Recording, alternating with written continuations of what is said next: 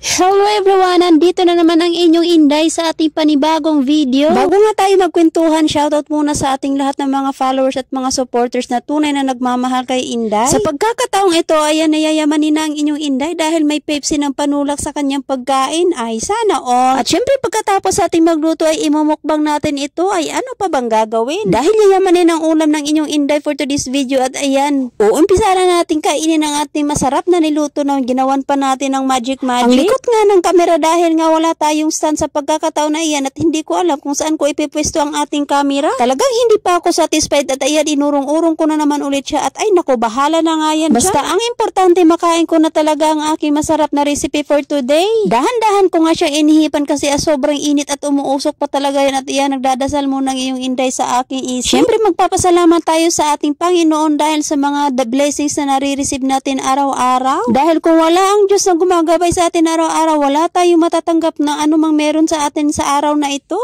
Kaya thank you Lord sa mga blessings na binigay mo sa akin at sa buong pamilya ko. Pagpapatuloy ko nga dyan ang aking pagkain kasi nga parang nasarapan talaga ako at ayan, hinipihipan ko muna siya kasi parang mainit talaga siya. Fast forward na nga tayo for today's video kasi nga ang haba-haba ng vlog natin at wari ko wala naman akong ginawa kundi kumain lang at lumamon at barang naglalaway lang kayo sa ginagawa ko. Patawad po. Isa lang talaga ang masasabi ko sa inyong lahat na hindi po talaga ako magsasawang magpapasalamat sa lahat ng mga sumusuporta sa akin.